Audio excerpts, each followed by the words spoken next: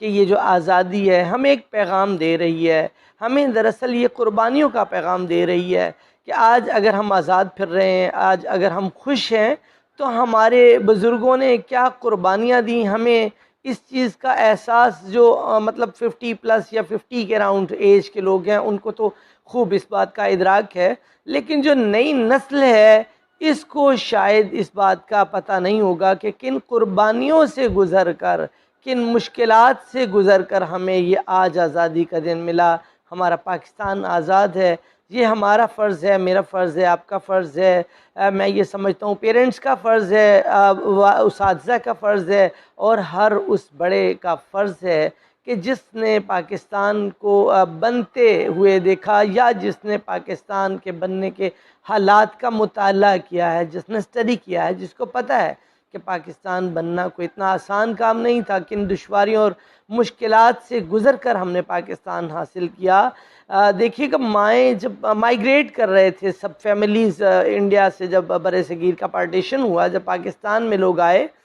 پاکستان کے علاقے میں آئے، تو مائیگریشن کے دوران ماؤں کی گودوں سے سکھوں نے بچوں کو چھین لیا، بلوائیوں نے بچوں کو نیزے پہ اچھالا اور ماؤں کے سامنے بلکتے بچے کو دو لخت کر دیا، اور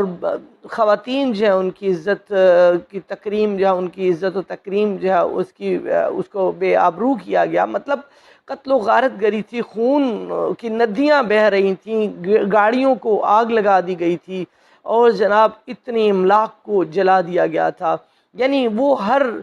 طرح سے یہ کوشاں تھے اس کام کے لیے کہ پاکستان جو ہے اس میں مائیگریٹ کرنے والے ڈسارٹ ہو جائیں، یہیں رک جائیں، یا مطلب ان کے کیا عزائم ہوں گے. اور اس وقت کے لوگوں کے بھی یہ عزائم تھے کہ پاکستان جو ہے لولا لنگڑا پاکستان ہوگا، کچھ عرصے بعد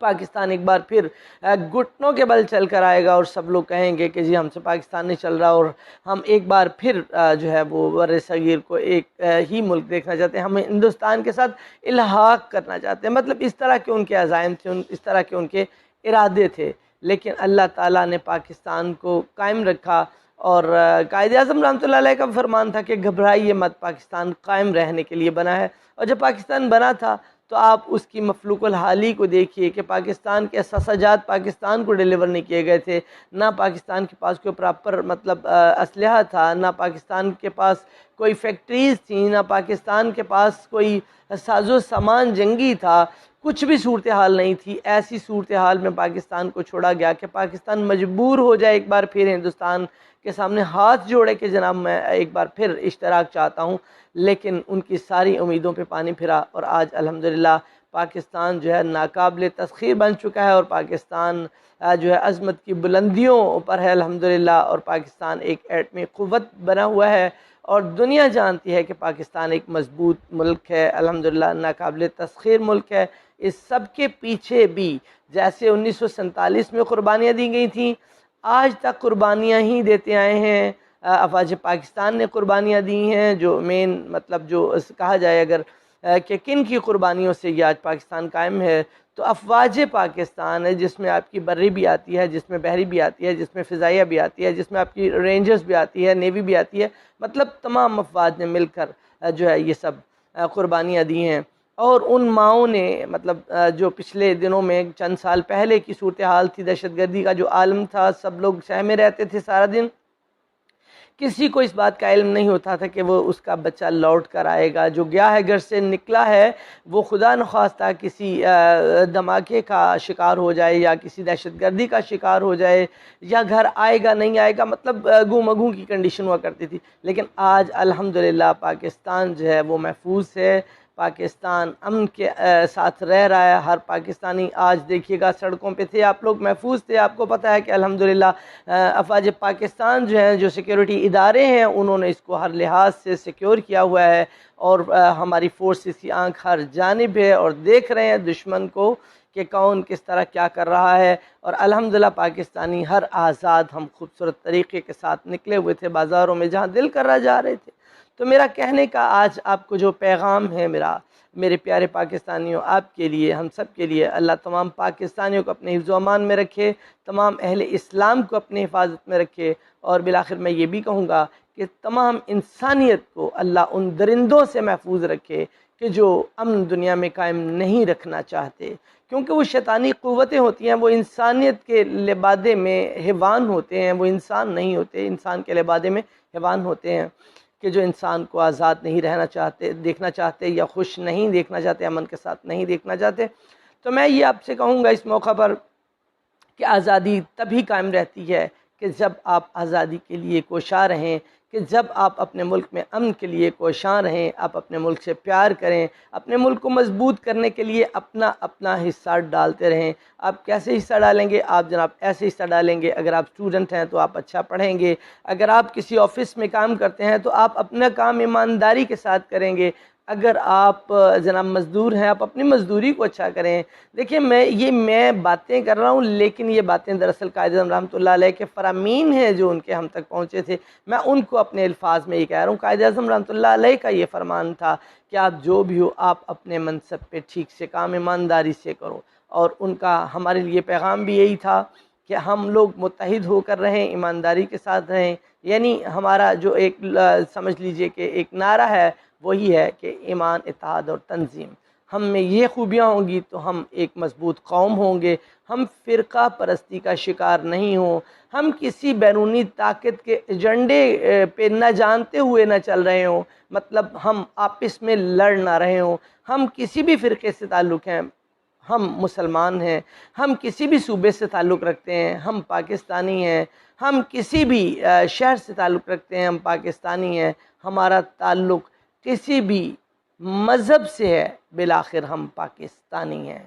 اللہ تعالیٰ کا شکر ادا کرنا چاہیے کہ ہم پاکستان جیسے عظیم اور محفوظ اور پرامن ملک میں موجود ہیں۔ اللہ تعالیٰ ہمارے پاکستان کو تا قیامت سلامت رکھے انشاءاللہ العزیز۔ لیکن یہاں پر میں ایک پیغام دینا چاہوں گا، اور پیغام میرا ہے وزیر اعظم پاکستان کے نام، اور میرا پیغام ہے چیف جسٹس آف پاکستان کے لیے، اور میرا پیغام ہے چیف آف آرمی اسٹاف جناب باجوہ صاحب کے لیے، قمر جاوید باجوہ کے نام ہے میرا یہ پیغام،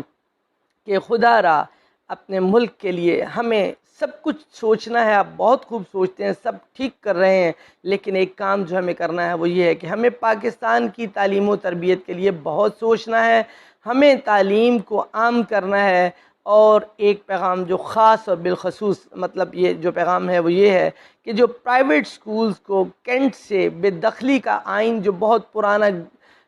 گورے کے دور کا یہ جو آئین ہے کہ کینٹونمنٹ بورڈز کے اندر، کینٹونمنٹ کی حدود کے اندر پرائیویٹ سکول جو ہے وہ ان کو نہیں ہونا چاہیے ریزیڈنشل ایریاز کے اندر، وہ اس وقت کا قانون تھا، وہ کیوں تھا وہ ہم نہیں جانتے۔ ہمیں اب تعلیم کو عام کرنا ہے، اور ہم نے یہ سوچنا ہے کہ جو ایجوکیشنل انسٹیٹیوشنز ہیں وہ کوئی مطلب ان کو یہ نہیں سمجھنا چاہیے کہ وہ کاروباری ادارے ہیں، بلکہ وہ فلاحی اداروں کے طور پر ان کو لیا جانا چاہیے، کیونکہ وہ ایک فلاحی کام کر رہے ہیں، اور وہ فلاحی کام کیا ہے کہ آپ کے معاشرے کو ایجوکیٹ کر رہے ہیں۔ اتنے بڑے پیمانے پر گورنمنٹ کے لیے شاید یہ بہت ٹف اور مشکل ہو کہ اتنے بچوں کو اکوموڈیٹ کیا جائے، تو پرائیویٹ ادارے جو ہیں ان کو تو اپریشیٹ کیا جانا چاہیے، ان کو کینٹونمنٹ بورڈ سے بے دخل نہیں کیا جانا چاہیے، ان کو کینٹونمنٹ کے علاقوں سے، ریزیڈنشل ایریا سے باہر کا جو حکم ہے اس پہ نظر ثانی فرمانی چاہیے آپ کو، کیونکہ وہ تو دور تھا، وہ کیا ان کے مطلب مقاصد ہوں گے، وی ڈونٹ نو کہ یہ قانون سازی تب ہوئی تھی۔ ہم تو اب الحمدللہ آزاد ہیں، ہم اپنی آئین خود بنا سکتے ہیں، ہم اپنے لیے قانون سازی از خود ہم کر سکتے ہیں، تو ہمیں ان رولز کو بھی موڈیفائی کر سکتے ہیں، ہم لیجسلیشن قانون سازی کے ذریعے تمام ہم یہ کر سکتے ہیں۔ تو عذراء کرم یہ پیغام تھا، یہ بہت درخواست کے ساتھ، اپیل کے ساتھ یہ پیغام ہے میرا تمام پرائیویٹ سکولز جو ہیں ان کی طرف سے،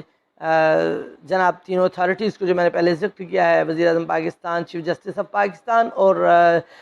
چیف آف آرمی اسٹاف جناب قمر جاوید باجوہ صاحب کے لیے، کہ اس پہ نظر ثانی فرمائیں، اور اداروں کو جو ہے ان کو فلاحی ادارے کے طور پر جہاں جہاں ہیں وہیں رکھا جائے، تاکہ نہ بچوں کو تعلیم سے ہم دور کر سکیں، نہ اساتذہ کو جو ہے ان کے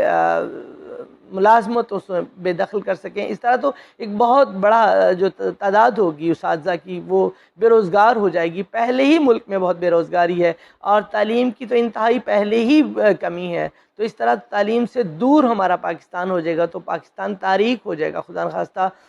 اس طرح سے اکاموڈیٹ نہیں کیا جا سکتا. یہی میری درخواست تھی. باقی آپ خود ماشاءاللہ سب